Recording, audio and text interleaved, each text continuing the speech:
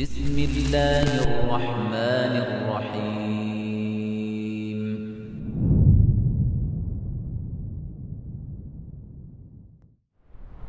Mais les gens l'aimaient de base.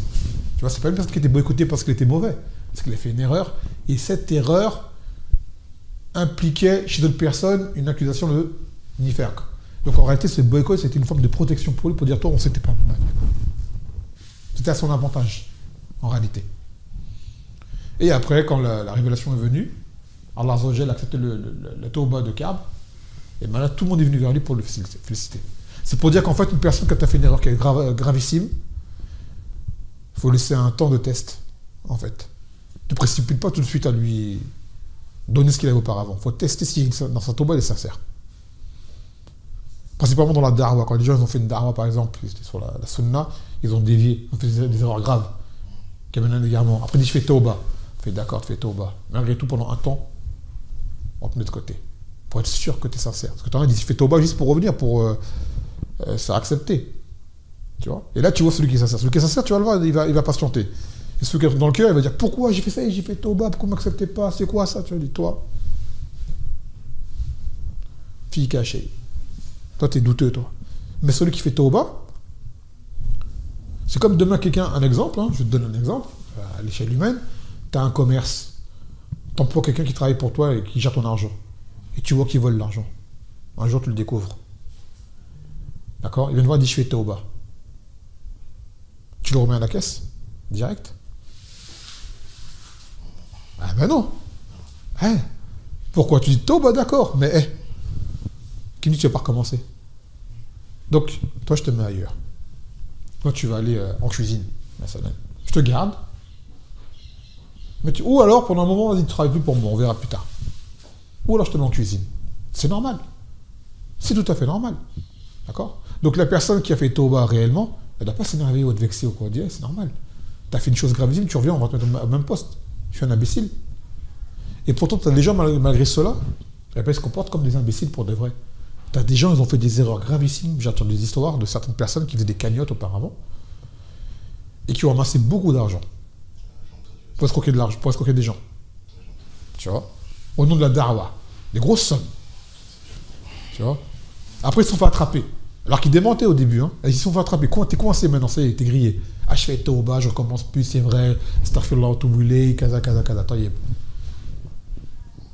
Cette personne-là, elle revient et elle refait des cagnottes à nouveau. Et les gens leur donnent de l'argent. Je dis, vous n'avez pas compris les gens ou quoi? Vous n'avez pas compris, vous n'avez pas pris une leçon. Cet homme-là, c'est pas une personne à qui on donne de l'argent.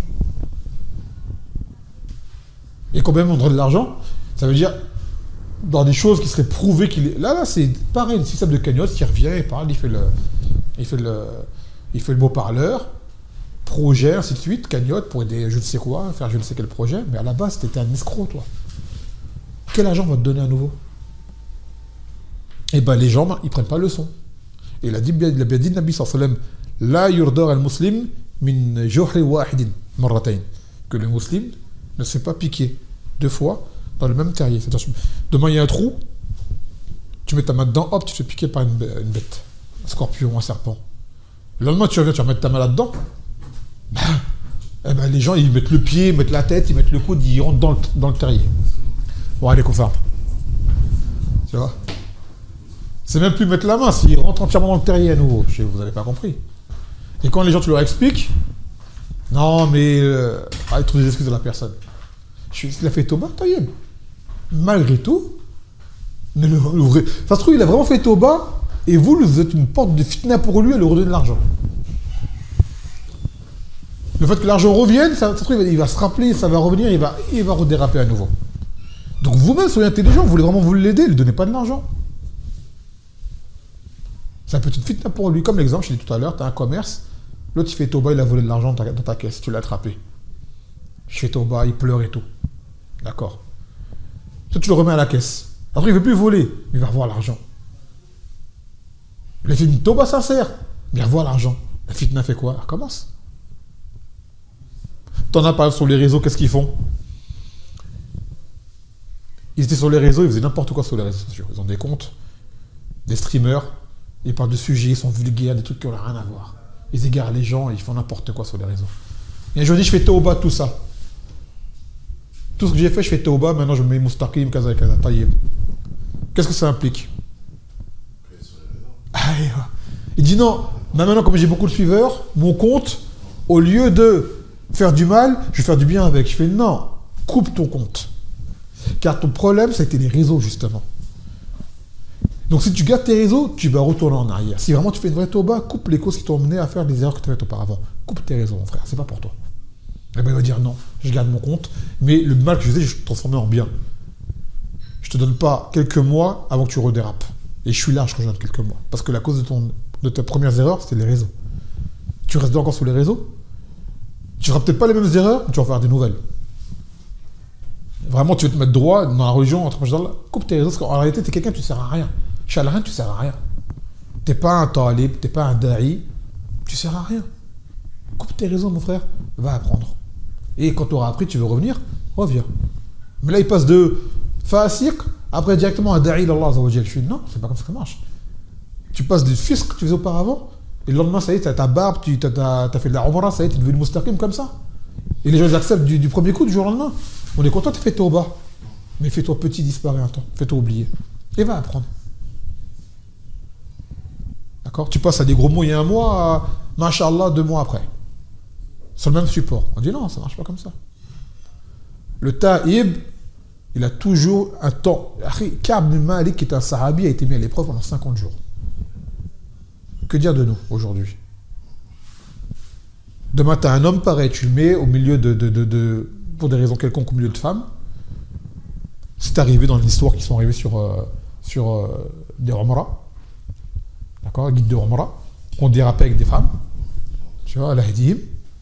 Et Yahdihinna Kazalik, c'est aussi les femmes, parce que les agences, ils ont beau faire les beaux parleurs, vous avez laissé des femmes venir seules. Vous êtes responsables, vous aussi. C'est pas la peine de mettre l'erreur sur la faute du guide ou de la sœur. Vous êtes les premiers responsables à avoir accepté ce que des femmes viennent sans mahram. Donc, croyez pas que le Qiyamah, vous n'aurez pas de charge. Vous avez ouvert la porte. À la base, vous aurez dit non, pas de femmes sans mahram. Au moins, vous ne serez pas responsable. Si elles viennent malgré tout, tu n'es pas responsable. Là, vous leur avez ouvert la porte. Donc, vous avez votre part. C'est pas la peine de se dire, ouais, c'est lui. C'est vous aussi également. Et malgré ce dérapage de ce guide, t'entends qu'ils le remettent guide, quelques temps après. Tu dis, vous n'avez pas compris, vous. Et on dit, Taïeb, il a fait Tauba. Vous avez compris la leçon? Vous continuez à laisser des femmes venir seules encore? Vous n'avez pas compris, vous aussi, alors, ça veut dire. Scandale, les guides et l'agence. L'agence qui permet à ce que des femmes viennent, ils prennent leur argent pour leur faire des umrah. Et malgré les heures qu'il y a eu, ils continuent. Il me semble, hein, après je n'ai pas vérifié, mais je n'ai pas vu de communiqué qui disent qu'ils prennent plus de femmes sans mahram. Sous prétexte de quoi? Qu'il y a un khilaf entre les ulama.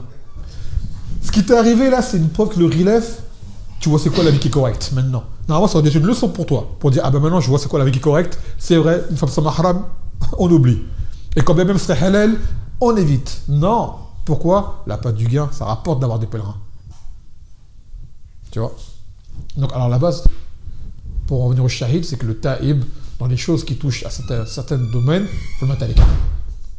Il faut le mettre à l'écart. Et les gens, pareil, qui ont fait des erreurs, qui font tauba, dans leur tauba, ils doivent couper court aux choses qu'ils ont amenées à tomber là-dedans. Si c'est les réseaux, arrête les réseaux. Si c'est tel endroit, il se passe telle chose, ne va plus être à l'endroit. Si c'est telle fréquentation, ne fréquente plus ces gens-là. Trouve la cause et coupe-la à la racine. Amma, tu dis je fais tauba et tu retombes les pieds joints dans le même environnement. Et on a pour preuve, c'est quoi? Le hadith de l'homme qui a tué 99 personnes. Il lui a dit quoi, ce alim? Quand il lui a dit j'ai tué 100 personnes, est-ce que tu peux faire tauba? Il dit oui, je peux faire tauba, mais quelles conditions? De changer d'endroit et de fréquenter des... Exactement. Change de lieu où tu es. Change de lieu. Taïeb. Khrouj min hadil ard wa zab al ard fulana fa inna biha unasan ya'budullah fa abudullah ma'ahum. Quitte cette terre, car cette terre elle est mauvaise. Tu vas recommencer. Et dirige-toi vers telle terre là où se trouvent des gens qui adorent Allah et adorent Allah avec eux. Ça veut dire tu lâches le mal, tu vas vers le bien. C'est pas juste tu arrêtes le mal, tu restes dans le mal. Tu vas retomber dans le mal. C'est humain.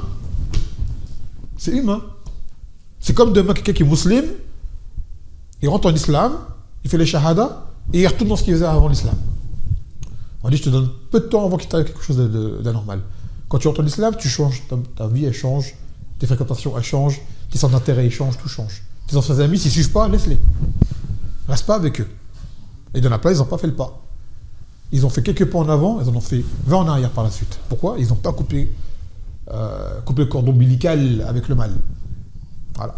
Donc le taïb, c'est pareil. Quand il fait tauba d'une chose qui lui a vraiment nuit, il coupe, il fait la tauba sincère et il coupe le moyen qui l'a fait tomber dans le mal qui lui a causé préjudice.